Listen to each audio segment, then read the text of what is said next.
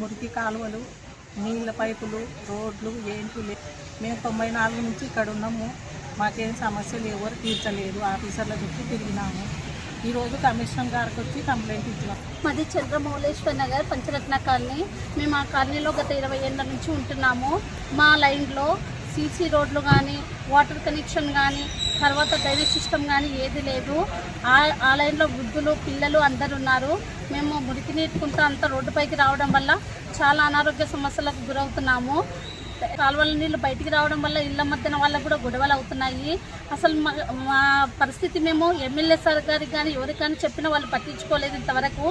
ఈరోజు మేము కమిషనర్ ఆఫీస్కి వచ్చి అక్కడ ధర్నా చేసి కమిషనర్ సార్కు విన్నవించుకున్నాము.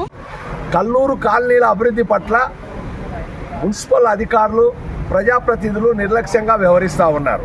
ఏళ్ళు గడుస్తున్నా మురికి కాలువలు నిర్మిస్తాము, రోడ్డు వేద్దాము, నడవడానికి, తాగడానికి పైప్ లైన్ వేద్దాము అనేటువంటి స్పృహ కూడా లేకుండా వివక్షత చూపిస్తూ ఉన్నారు.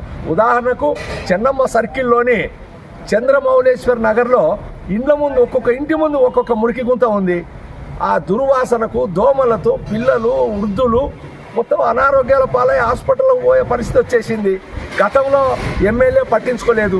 ఈ ఎమ్మెల్యే ఇప్పుడుండే అధికారులైనా స్పందించాలని మేము కోరినాము, అయినా ఎవరు స్పందించలేదు. అలాగే పెద్దపాడు రోడ్లో రేణుకానగర్లో 86లో 453 ఎల్పీ నంబర్లోని పార్కును అధికారులకు స్వాధీనం చేస్తే అభివృద్ధి చేయలేకపోతున్నారు, కాపాడలేకపోతున్నారు. కాబట్టి వెంటనే పార్కులన్నీ కూడా కబ్జాల నుండి కాపాడాలి, అభివృద్ధి చేయాలని చెప్పి కోరగా కమిషనర్ గారు హామీ ఇచ్చారు. వెంటనే 3 నెలల లోపల టౌన్ మొత్తం అన్ని పార్కులకు మేము కంచె వేయడము లేదా కాంపౌండ్ వాల్ కట్టడం చేస్తామన్నాడు.